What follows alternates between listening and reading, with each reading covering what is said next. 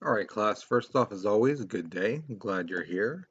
So this is the beginning of the competition and market structure section. We'll be talking about several type of market structures.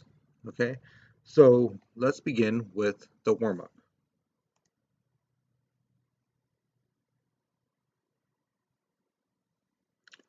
All right, so here is your warm-up. Let me move this over here, and let me move this over here so you can read what it says. All right, so you got the warm-up picture right there, and on the bottom, it says, "This is our manager. He prides himself on being very much hands off." All right. So look at the picture, analyze it. What do you see? All right. Create your list of things you see. Okay. Now, here's the thing. Um, the second question asks you, do you think this is a good management style? Basically having a boss who sits down, and reads the newspaper and things like that. Do you think that's an effective management style? All right, now remember, this is your opinion. So whether you say yes or no, it's up to you. But again, it's what you think.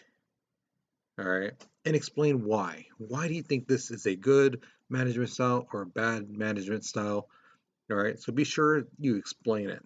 Okay, um, once you're finished with the warm up, um, get ready for the notes because here it comes. All right, but if you're still writing, pause this video so then you can finish up that part. And when you're ready, just press play. All right, so the first thing we're going to talk about first off is laissez-faire.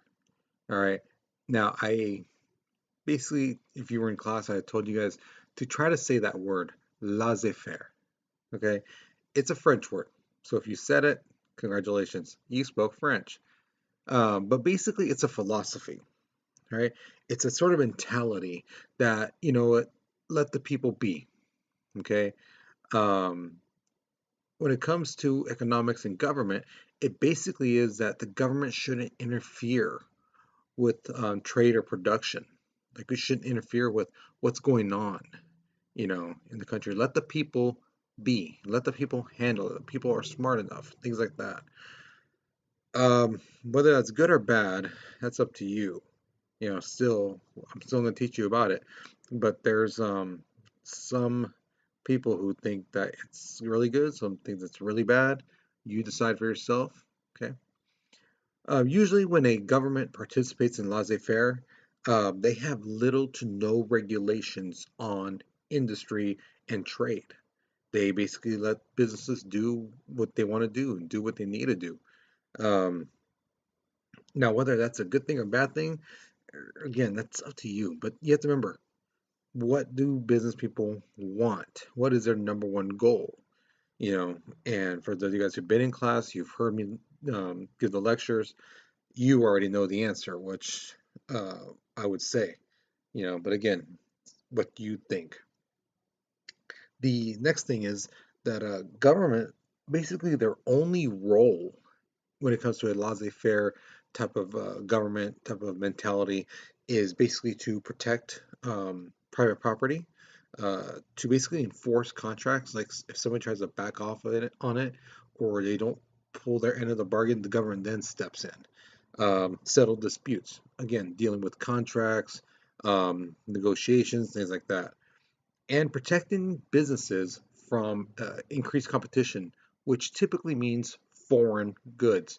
Now, when we mean foreign, that means from other countries, things like Japan, China, Britain, France, Italy, wherever else. That's foreign. So anything that's not American is foreign. Even Mexico considered foreign. All right. Um, so again, the main thing is under laissez-faire, the government looks after their own businesses and no one else's.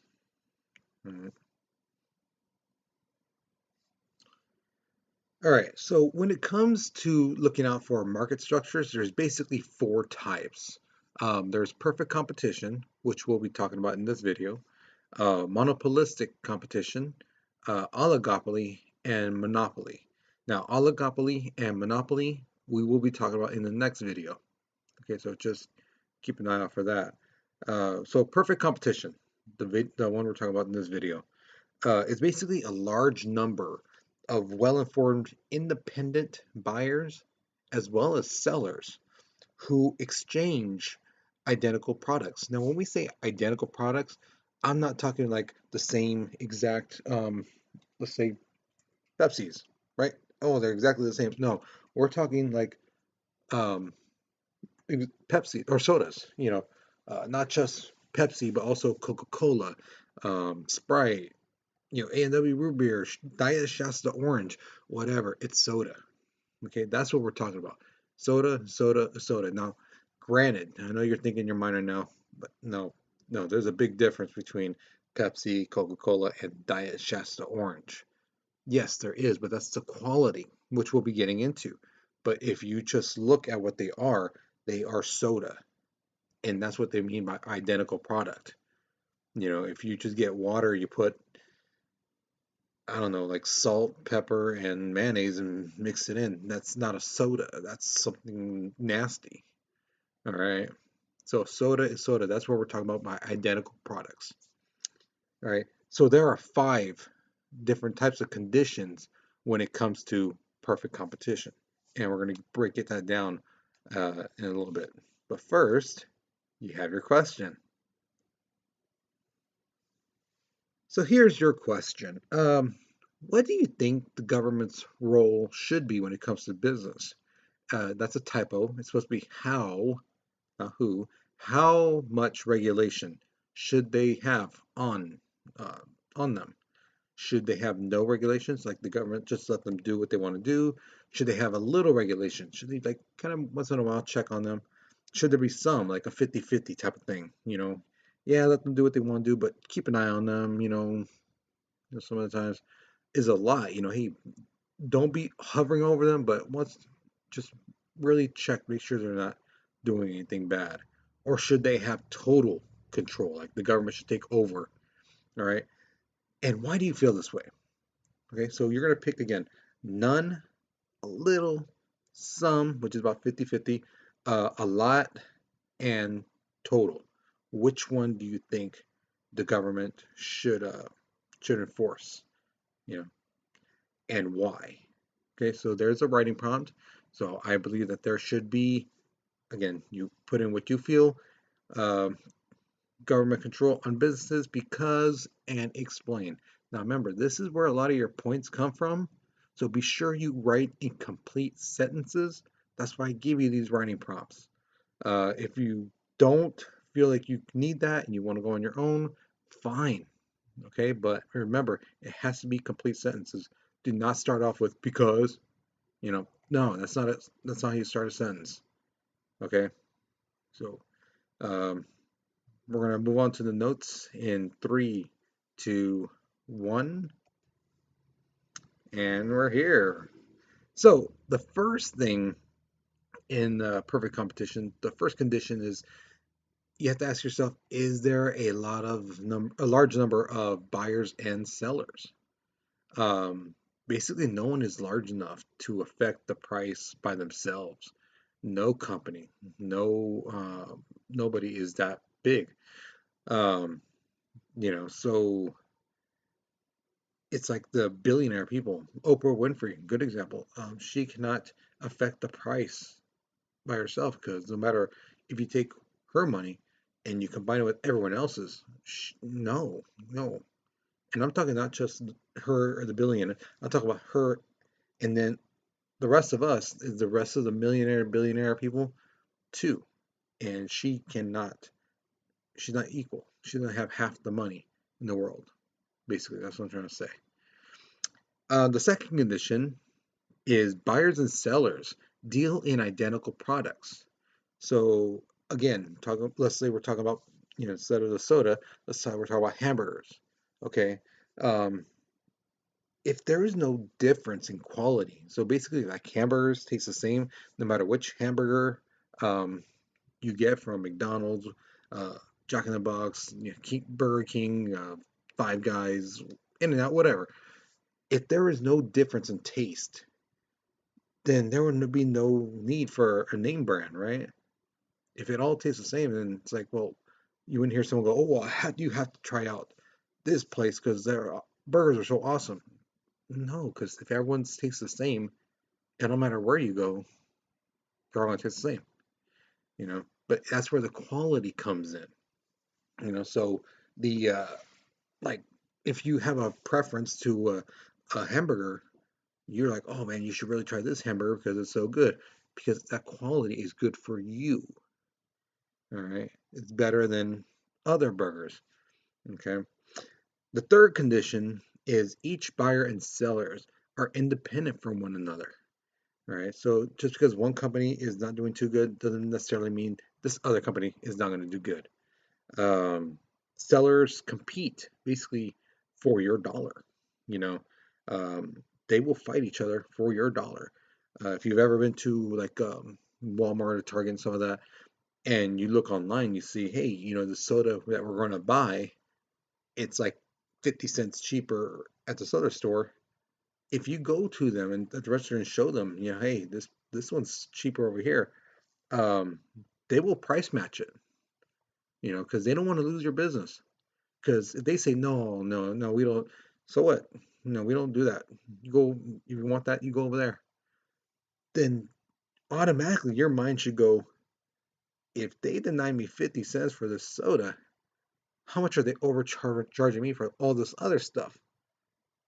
And they don't want that. They don't want you thinking, you know, I can get something cheaper elsewhere. What else here do I have in my cart would be cheaper at that place? So you could just like leave, you know. They don't want that. They want you to spend your money there. So if saving you 50 cents keeps you there at that business for years on end, they'll do it. Okay. So get ready for the next slide of notes. All right, now the fourth condition is this. Buyers and sellers are reasonably informed about the products and prices. So basically, you, the consumer, know uh, what's in the stuff, you know, whatever you're buying. You know what it's made of, things like that. Especially food, and particularly food. You know what's in it. You see the information on the side, you can look it up. Also, you are well informed on the prices. Now, this is so much more um, relevant nowadays because you can use your phones and look up the ads of other companies. You know, if you're at Target, Walmart, whatever, you can actually look up what they're selling for each product. And from there, you can say, you know what, at this place, I'm going to buy this, this, and this. At this other store, I'm going to buy this, this, and this because they're cheaper here than this place. Um, Again, you can do that price match thing type of thing. Um, so information is crucial. It's essential in on your little, you know, on your phone. You know, this, believe it or not, this is amazing, you know, stuff. So that's the thing. Nowadays, this particular condition really is huge. Um, Now, the thing is, the fifth condition, customers are basically free to enter into business or they can conduct it and get out of it if they want. So, in other words, just because you go into a store or you live in a certain area doesn't necessarily mean you have to do business there. You have to go there. No one says that. You can get up and leave. You can go into a store, a nice store, look around and leave. You know, that's it. You know, you don't necessarily buy anything just because you're there. You know, you have that right. Um, and like same thing with like if you go into a place, you know, if you want to buy something there, you can. Now, whether you can afford it, that's something else. You know, um, the other thing is producers, the sellers, um, they have to keep their prices relatively competitive, you know, or new places are going to take over. You know, think of it like this.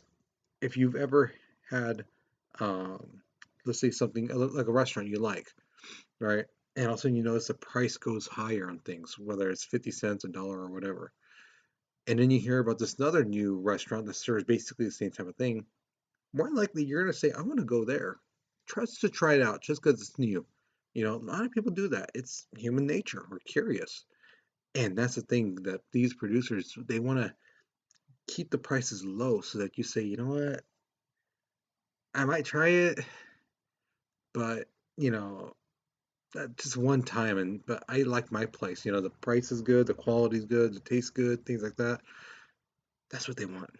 Because the thing is, when you tell people, oh, you should really try this place, then they're going to tell other people as well. And it just grows and grows and grows.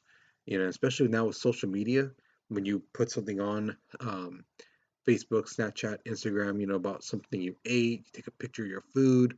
Um, think of how many people follow you, and then how many people are looking at that going, that looks good. Because think of it like this: how many times have you looked at someone's page and said the same thing?